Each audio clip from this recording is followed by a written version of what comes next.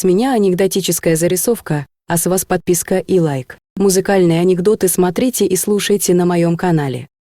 Штирлиц каждый день бросал немецкие марки на ветер.